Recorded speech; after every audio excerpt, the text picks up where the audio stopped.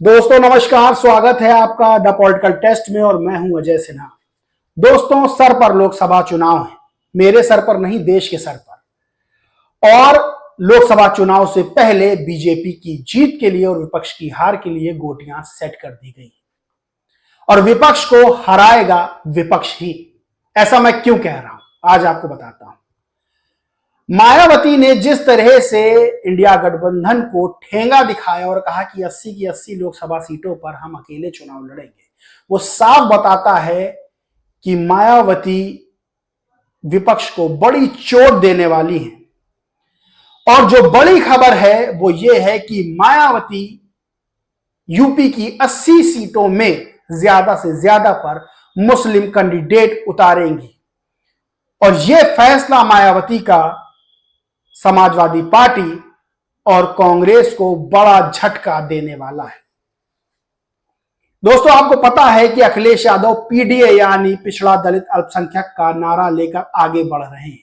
और यह भी आपको पता है कि किस तरह से जो मुस्लिम कम्युनिटी का वोट है वो सपा और कांग्रेस के पक्ष में जाने वाला है। लेकिन अगर मायावती ज्यादा से ज्यादा मुस्लिम कैंडिडेट उतार देती हैं तो नुकसान सपा और कांग्रेस का बड़े स्तर पर होगा और इसका सीधा फायदा बीजेपी को जाएगा।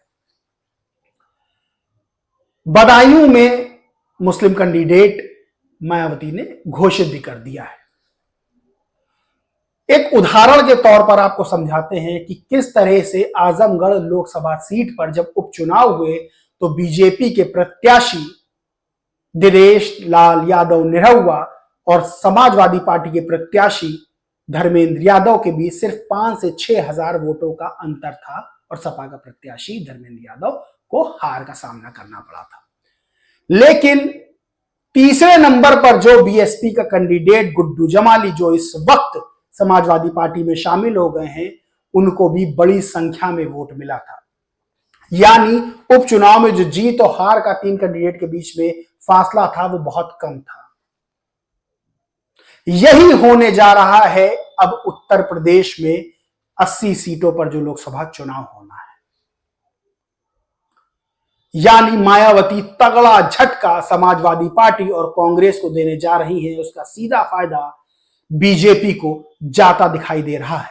विधानसभा चुनाव जब समाजवादी पार्टी पूरे जोर से लड़ी थी और यह माना जा रहा था कि समाजवादी पार्टी फिर से सत्ता में लौट सकती है, रिजल्ट के ठीक पहले मेरे पास खुद बीजेपी नेताओं के फोन आए, मैसेज आए और बीजेपी नेताओं के मन में डर था। जो सवाल थे वो ये था कि क्या सत्ता परिवर्तन होने जा रहा है, क्या भारतीय जनता पार्टी हारने जा रही है, क्या समाजवादी पार्टी चुनाव जीतने जा रही है। और हुआ भी यही कि समाजवादी पार्टी का वोट प्रतिशत बम्पर ढंग से, शानदार ढंग से बढ़ा। यानी लगभग 32% वोट प्रतिशत सपा की झोली में गया था। उसके बाद भी सपा जीत से दूर रह गई। लगभग 42% वोट बीजेपी खाते में गया था। लेकिन बीएसपी इतना लचर ढंग से चुनाव लड़ी कि जो बीएसपी का वोट था वो ट्रांसफर हो गया था भारतीय जनता पार्टी को और सीधा नुकसान हुआ था सपा को। तभी बीएसपी की सिर्फ एक सीट विधानसभा चुनाव में बलिया के रसला से उमाशंकर जीते थे और उमाशंकर भी अपने दम पर यह चुनाव जीते थे। और अभी हाल ही में जो राज्यसभा का चुनाव हुआ उसमें उमाशंकर ने यानी बीएसपी के विधायक ने बीजेपी प्रत्याशी के पक्ष में वोट किया। तो ये सब चीजें बता रही हैं कि किस तरह से मायावती अब विपक्ष के खिलाफ ये चुनाव लड़ने वाली है। वहीं दूसरी तरफ दोस्तों, पश्चिम बंगाल में ममता बनर्जी इंडिया गठबंधन की हर बैठक में शामिल हुई और चुनाव के ठीक पहले ममता बनर्जी ने कांग्रेस को ठेंगा दिखा दिया और 42 की 42 सीटों पर अपने प्रत्याशी खड़े कर दिए। आप समझ सकते हैं कि ममता बनर्जी ने बयान दिया और कहा कि 300 सीटों पर अगर कांग्रेस लड़ती है तो 40 सीटें भी नहीं जीत पाएगी। और सबको ये बात पता है कि इंडिया गठबंधन बना ही इसलिए कि जो विपक्षी दलों की कमजोरियां, उन कमजोरियों को साथ मिलकर दूर किया जाए और भारतीय जनता पार्टी जैसी बड़ी पार्टी से मुकाबला किया जाए, उसको पटखनी दी जाए। लेकिन ममता बनर्जी ने ठीक चुनाव के पहले अपना हाथ इंडिया गठबंधन से घसीट लिया। और एक बात बड़ी ये भी है कि किस तरह से कांग्रेस के प्रदेश अध्यक्ष पश्चिम बंगाल में अधीर रंजन चौधरी के खिलाफ ममता बनर्जी ने यूसुफ पठान को बहरामपुर सीट से चुनाव लड़वाने की तैयारी कर ली है। यानी बीजेपी से ज्यादा कांग्रेस को हराने पर अब ममता बनर्जी तुल गई है।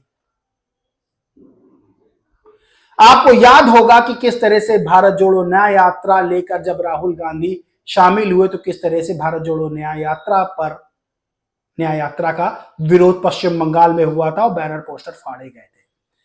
तो ये दो राज्य, उत्तर प्रदेश और पश्चिम बंगाल, यहां पर विपक्ष ही विपक्ष को हराने के लिए पूरा सियासी गेम सेट कर चुका है और सारी गोटियां बिछा दी गई हैं कि भारतीय जनता पार्टी को किस तरह से उत्तर प्रदेश और पश्चिम बंगाल में जीत दिलवाई जा सके। दोस्तों, 42 सीटों में 22 सीटें ममता बनर्जी के पास लोकसभा की हैं और ममता बनर्जी को यह पता है कि 22 के आसपास सीटें फिर से वो ले जाएंगी चुनाव में, और जो 20 सीटें बची हुई हैं उस पर भारतीय जनता पार्टी का रास्ता साफ कर दिया गया है। यानी इस लोकसभा चुनाव में उत्तर प्रदेश में मायावती बड़ा झटका सपा और कांग्रेस यानी विपक्ष को देने वाली हैं, और उधर पश्चिम बंगाल में ममता बनर्जी बीजेपी के फेवर में एक तरह से कथित रूप से गेम सेट कर चुकी हैं। बड़ा कारण एक और भी है। ममता बनर्जी और मायावती के भांजे भतीजे अभिषेक बनर्जी और आकाश आनंद अपनी राजनीतिक पारी की शुरुआत इस लोकसभा चुनाव से करने वाले हैं। और जिस तरह से पिछले दिनों से देखा जा रहा है कि जांच एजेंसियों का शिकंजा विपक्षी नेताओं पर किस तरह से कसता जा रहा है और किस तरह से जो विपक्षी नेता बीजेपी की वॉशिंग मशीन में धुल रहा है, उस पर या तो जांच ढीली कर दी जा रही है या जांच का शिकंजा ही हटा दिया जा रहा है। यह भी एक बहुत बड़ा कारण है कि विपक्ष अब विपक्ष को हराने पे तुल गया है और विपक्ष ही बीजेपी की जीत के लिए गोटियां सेट करने पे तुल गया है। यानी उत्तर प्रदेश और पश्चिम बंगाल में विपक्ष ही विपक्ष के खिलाफ अब सियासी गणित खेल रहा है। दोस्तों, इस मामले पर आपका क्या मानना है, क्या कहना है, कमेंट करके जरूर बताएं। वीडियो अच्छा लगा हो तो लाइक करें, खूब शेयर करें, और चैनल को सब्सक्राइब नहीं किया है तो सब्सक्राइब करके बेल आइकन जरूर दबाएं। दोस्तों, जय हिंद, जय भारत।